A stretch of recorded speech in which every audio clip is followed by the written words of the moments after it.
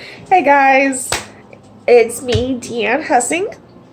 Well, it's nothing like a last minute submission. So here it goes. It's 9 o'clock.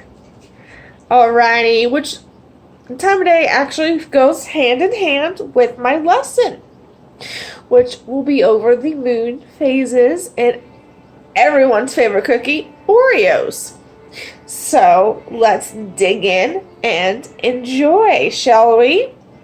Okay, my grade level for this assignment would be 5th grade. Now, this is actually an assignment I did personally in 5th grade. However, I don't know if it's because I lost my childhood Oreo abilities, but this was actually a very difficult assignment.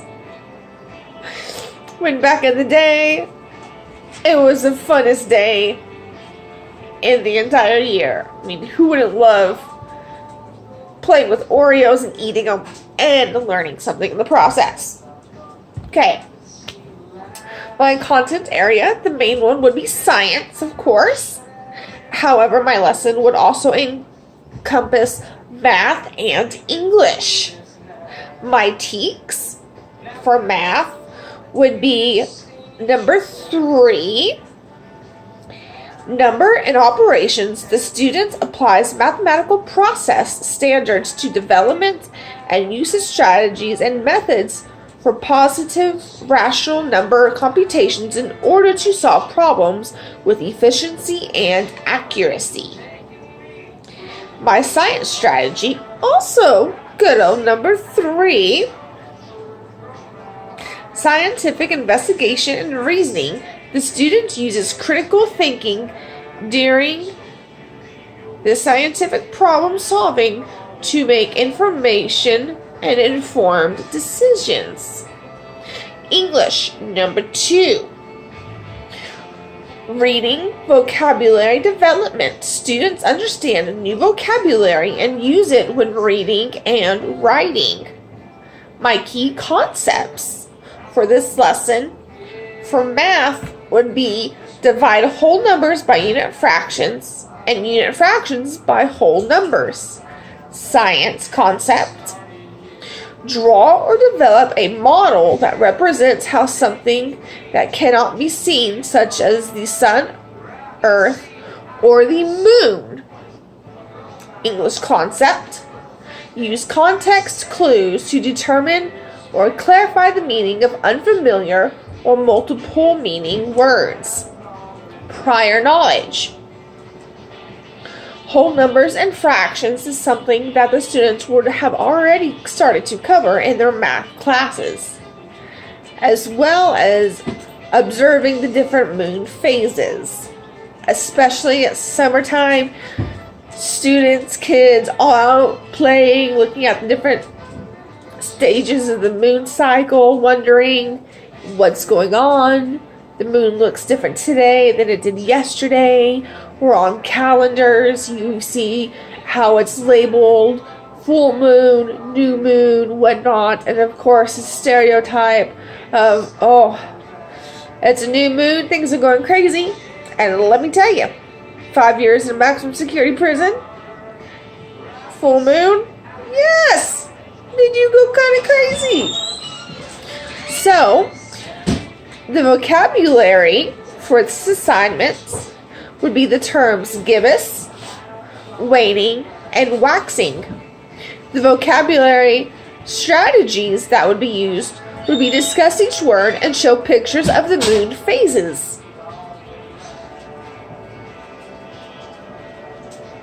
For the instruction, the moon has phases. This means it looks a little different to us each night of the 1 month orbit of our planet. We describe how the moon looks in terms such as full moon, first quarter, waxing crescent, waxing gibbous, waning crescent, waning gibbous, last quarter, and new moon, which we really can't see because it's facing away from us. So that's when you look up at the night sky and you really can't see the moon. the moon has no light of its own. The moonlight is actually sunlight bouncing off and reflecting from the moon's surface. As the moon orbits the Earth, the sunlight lights up whatever side of the moon it is facing to the sun. So actually, regardless of how the moon looks, it's always a full moon. For the before reading strategies, I will be asking the students what they know about the moon. During reading strategies, students will work in small groups and read over the moon phases from their books. After reading strategies, as a class, we will be going over the vocabulary and I will answer any questions that they may have about the text. For this assignment, the class will discuss what the moon looks like when we look up at the night sky. Upon the opening and conclusion of this discussion, we will go into the 8 different moon phases. I will then ask the next 5 questions. What are the 8 moon phases in order? What is bigger, a waxing moon or a waning moon? What 2 phases of the moon would be the equivalent to 1/4? How long does each phase last? And which comes first, waxing or waning moon? And the last one, what is gibbous? Students will be given 8 Oreo cookies to reconstruct the different phases.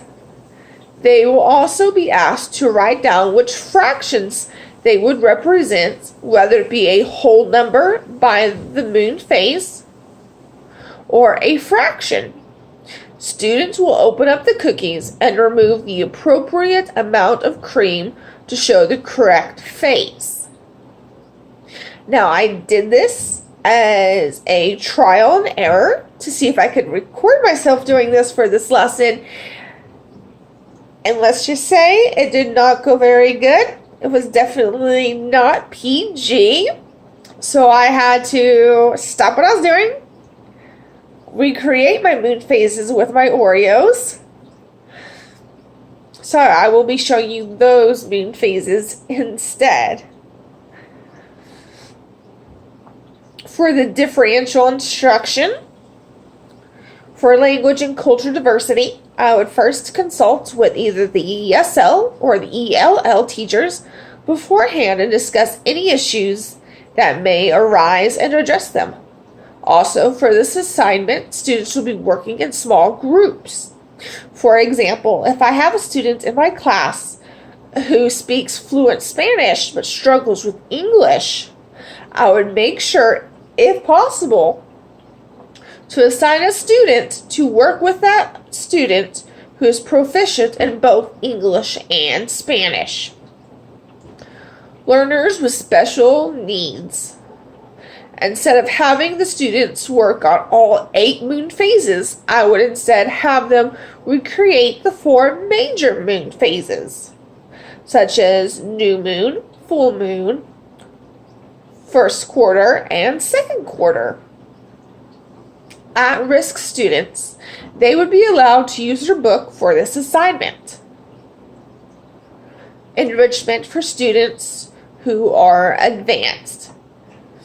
I would have them complete this assignment without using their textbooks or any other pictures or diagrams to do so. I will now show you the picture that is in my lesson plan and my finished product. Try not to judge too hard. As I said before, my Oreo cookie skills have gravely gone down.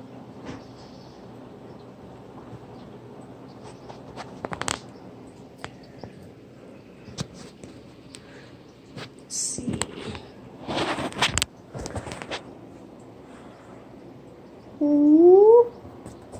If I can figure out how to do this. Okay, my lesson plan, my 8 cookies, the new moon, the waxing crescent, first quarter, waxing gibbous, full moon, waning gibbous, last quarter, and waning crescent. And for my masterpieces,